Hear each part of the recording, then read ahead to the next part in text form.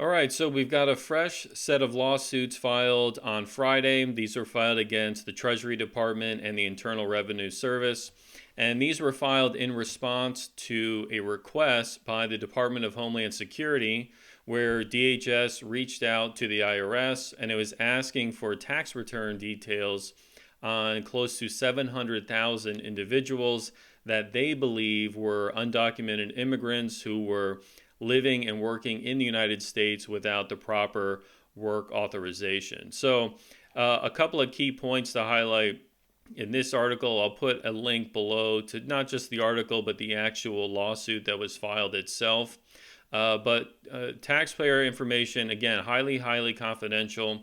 This is prohibited under the Internal Revenue Code. So, Section 6103 prohibits the IRS from just freely giving out this information, even if there's another governmental unit that has a compelling interest, right? There's very few exceptions where this information can be disclosed. Now, if we think about some of the high-profile cases that have come up in recent years, President Trump is certainly at the forefront. You recall that during his candidacy and while he was president, he actively fought against the disclosure of his returns. Remember, he didn't freely publish anything, and Congress was repeatedly trying to get the IRS to provide that information, and he fought it all the way to the Supreme Court, and ultimately the Supreme Court allowed certain committees within Congress to get the information, conduct the review, and then ultimately all that was made public.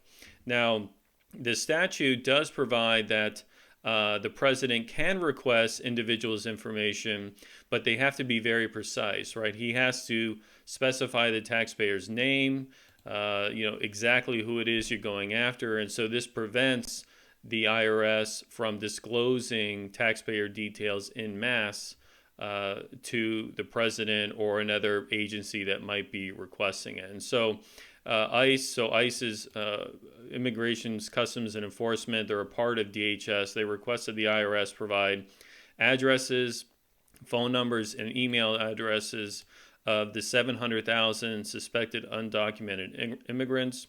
And so that's what the lawsuit is doing. Now, the IRS, up until this point, has already repeatedly blocked the request. They know what the law is, and they have said, look, you don't have the authority to ask for this, or we don't have the authority to release it, so we can't do anything at this point. Now, I think this is interesting for a lot of individuals to hear because there is this narrative that a lot of undocumented immigrants are not filing returns and paying taxes, and the data does show otherwise, right? So now, obviously, there are many people, including U.S. citizens, that don't file returns and pay taxes. But if we have a look at some of the numbers, so this was a study published by the Tax Policy Center. It was published in 2024, but it applied to 2022 data. So they found that they estimated there are about 11 million immigrants living and working in the U.S. without the proper authorization. So these are individuals that they don't have a green card, or they don't have another appropriate work visa like an H-1B visa. And so they have a lot of income, but they are actually filing returns and paying income taxes. And so this is a good teaching point on kind of how the U.S. tax system works, right? So if you're a U.S. citizen, a green card holder, or you have work authorization like an H-1B visa, you are a U.S. tax resident. You have to file returns and pay taxes.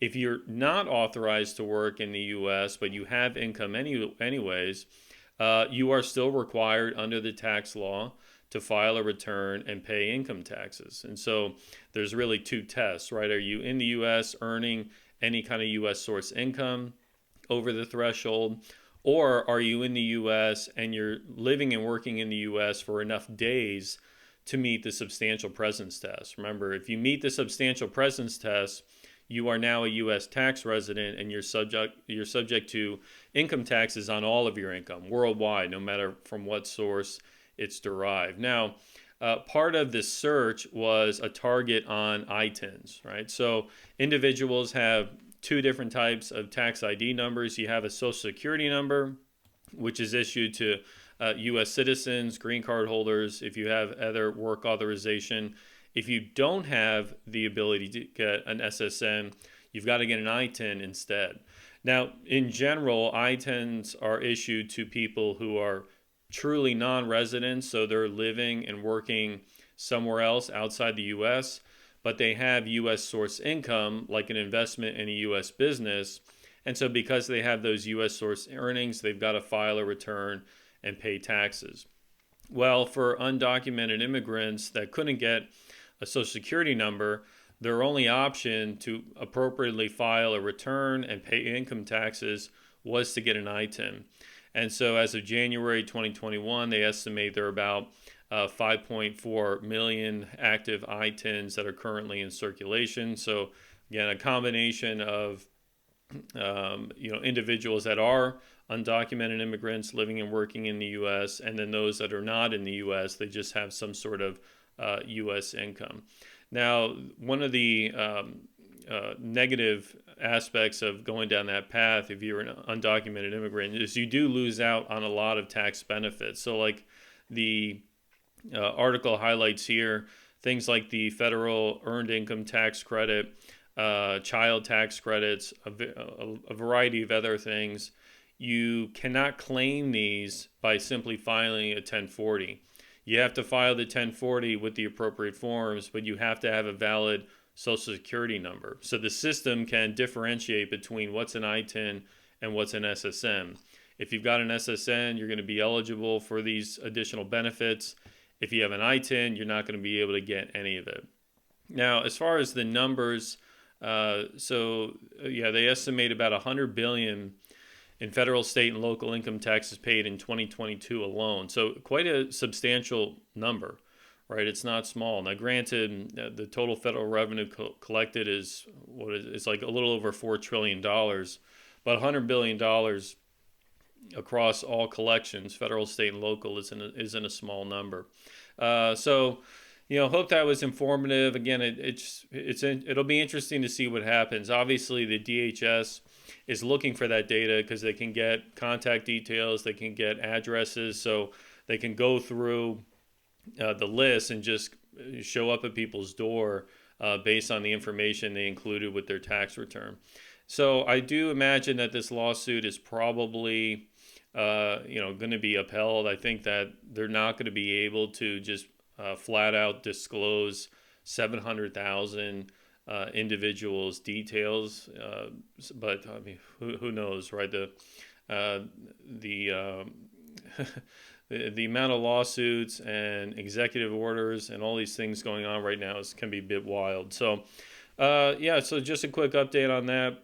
I hope that was helpful, and obviously we'll monitor the pending litigation and see where it goes. But for now, I imagine that the IRS is going to continue to not disclose that all those taxpayers' details, which is likely the right thing to do. So, all right, that covers it. Thanks for watching, and I look forward to seeing you on the next update.